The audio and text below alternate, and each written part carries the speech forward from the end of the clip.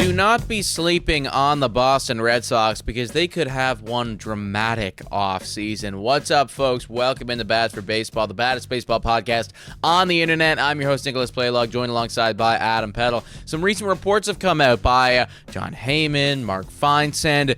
I mean, you name it. A lot of the analysts are talking about them right now. And Boston, whilst the first couple weeks, it felt like they were kind of flying under the free agency radar. It was always Dodgers and Yankees and Blue Jays.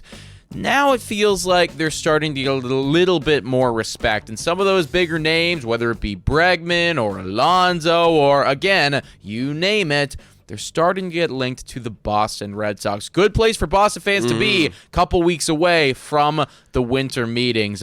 Let's immediately get straight into this whole thing. One of the bigger reports here, this was from Jon Heyman from MLB Network. He came out here, was talking about what they are planning to do after Thanksgiving. And he said, and he starts off by saying in both teams, but this is in reference to the Jays as well. But Jon Heyman writes in the New York Post that the Red Sox are eyeing Kyle Schwarber, Pete Alonso, Alex Bregman, JT Realmuto, and Japanese corner infielder Kazuma. So there is a lot of big names, right? That's a whole bloody baseball team, basically. That's an entire baseball team, and I've been saying this for years and years. The Boston Red Sox need to get back to being the Boston Red Sox, and that Boston Red Sox team that I'm referring to is the one in the 2000s, the one in the early 2010s, where they went out and they got their guy. I mean, frig, they, back in the day, they were in on the whole, Alex Rodriguez's of the world, and they got dudes out there to bring over to the team. And then after, honestly, it was the Mookie Betts trade, and then ever since, it feels like ownership just didn't know what this team was, and they weren't willing to spend, and they weren't willing to trade. Well, last year, when you got Garrett Crochet and you got Alex Bregman, that felt like the beginning of what would be a new era in Boston Red Sox history. And then you just trade away Rafael Devers. Obviously, there's some personal issues with that. And then, having Alex Bregman opt out and you miss postseason, or you missed the ALDS, They made the wild card but did not beat the Yankees. Feels like, okay, you made a step, but we got to keep going. And that's what it looks like right here as they're being linked to all these guys. They got to take that next step. And apparently, they're going to spend a lot of money doing so. What they're saying right here is that they're apparently going to try to at least get to the next CBT threshold, which is $244 million, but they're not going to surpass the one after that. Well, when you're taking a look at it, what they have on payroll for next year, it's only $168 million. That's about $80 million worth of players that you got to go sign to go and hit that CBT goal. So if you're doing the math right here, that's a big offseason coming for the Red Sox, and I like it.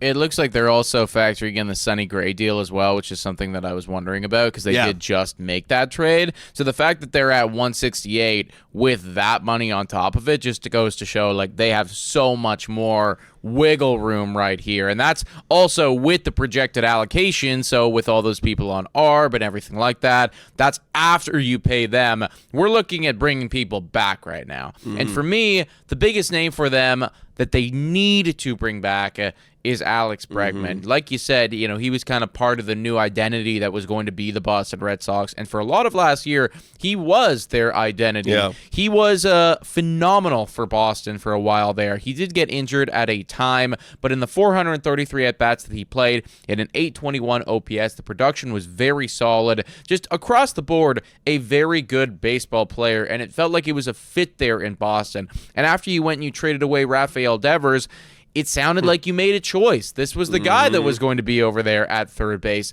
So if you lose him to an opt-out and you don't get him back, it just feels like this really strange 12-month roller coaster where we think we have our third baseman and then we think we have another third baseman, and then actually 12 months later we don't have any fucking third baseman. So I really do believe that you need to go back and you need to get Alex Bregman and just insert him into the top of that lineup. Yeah, I completely agree. You got to get that guy, and you honestly got to get one of those other names that they mentioned, like Pete Alonso or Kyle Schwarber. Kyle Schwarber was a Boston Red Sox at one point.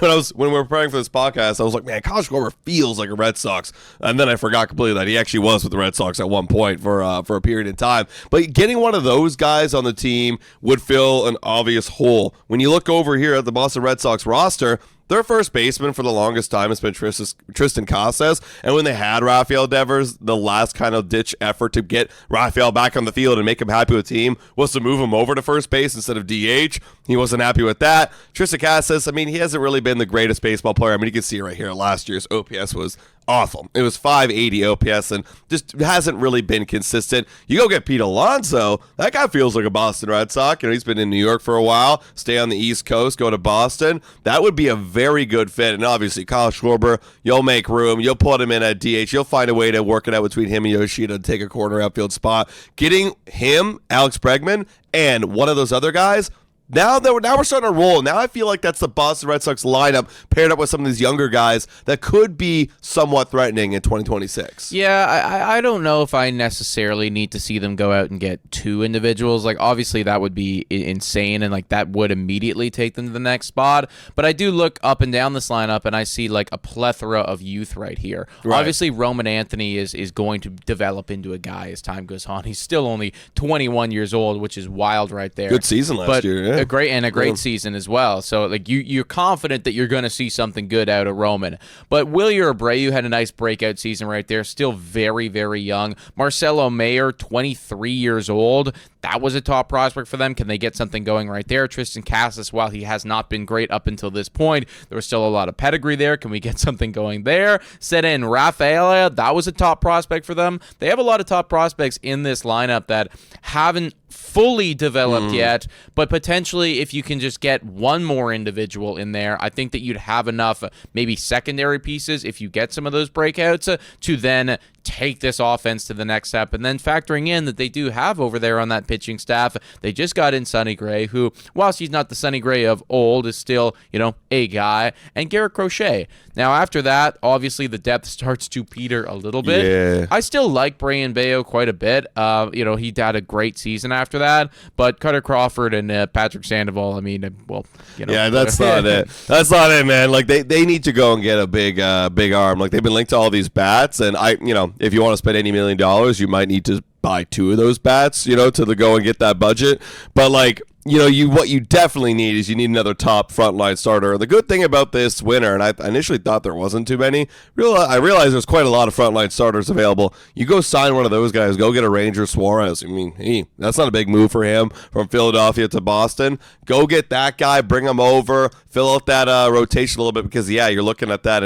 It's not too good. You still got Roldis Chapman, excuse me. Garrett Whitlock, the bullpen's still looking pretty lethal for these guys. Maybe you add a couple pieces there. And then honestly, like I kind of like where they're at. Like, their biggest weakness was that starting pitching staff last year. The offense was great. The relief pitching was pretty damn good with Chapman anchoring the back end.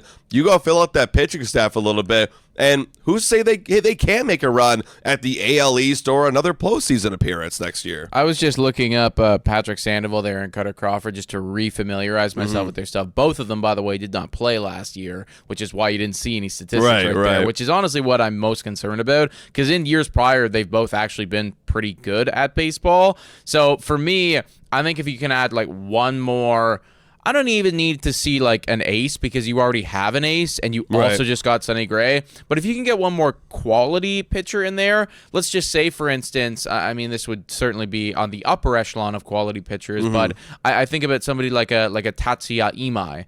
And that, for me, would just help fill that rotation out a bunch more. And then thinking about that bullpen as well, you still got a Roldis Chapman who's awesome in there and a couple other guys that are pretty solid. So if they can do that, if they can get one more quality starter, doesn't need to be Garrett Crochet caliber, but still a good player. And then on top of that, and this is necessary, bring back either Alex Bregman or bring in Pete Alonso. I think for me, those would be my two top targets if I'm Boston. If you can do that, then I think I wouldn't go so far to say that they're favorites in the AL East, but I think they can certainly make some noise. Yeah, like I think they got a good opportunity right here to really establish themselves and separate themselves from the rest of the MLB because they got so many young guys on that team right now that aren't costing a whole lot. Like, if you really want to hit that threshold of $244 million, like, it's very doable. That's two or three big names right there. Obviously, sprinkle in some other little contracts here and there, but two or three big names you get off the free agency market, bam, like now you're right there. And if those young guys blossom, then like you could really take a chokehold in the American League. Like, it's really not that far away from them. Yeah, I think about it like this, right? They're right now, they're projected, let's say 170 million, just to keep it simple, right? Which is roughly where they're at.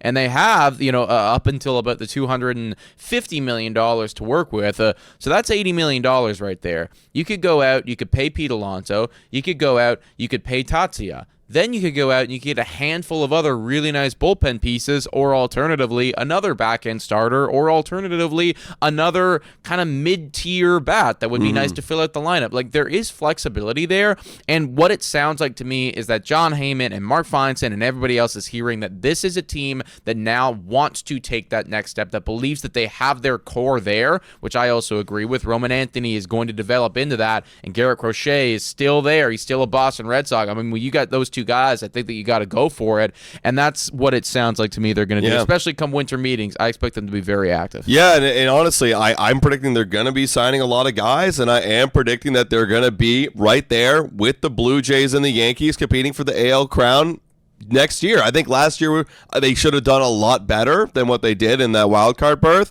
I think they're going to be right back there, and I think they're going to be even better in a threat in the AL East. Yeah, 100%, right? We always talk about, like, kind of the ceiling and the floor. I mean, you could argue, and I don't even think you could argue this. This is the truth. The Blue Jays hit their ceiling last year. Yeah, they definitely and I think that, I don't know if Boston necessarily hit their floor of floors, but when you have all this drama with Rafael Devers and you have to trade away your guy, and, then Bregman gets hurt pretty much right after you trade away Devers. Like, it's just a bunch of shit was hitting the fan for them at the wrong period of time, and Sandoval's not healthy, and Cutter Crawford's not healthy. Like, I think that a lot of things went wrong for them, and I do tend to agree with you that if they go out and they bring back Bregman, or get another pitcher, now you're going to be looking at them, and they're going to be right in that same tier of anything is possible with Toronto and with New York. Exactly. Well, you guys let us know your thoughts in the comments down below. Hit that like button, smash that subscribe button, and we'll catch you next time. Cheers.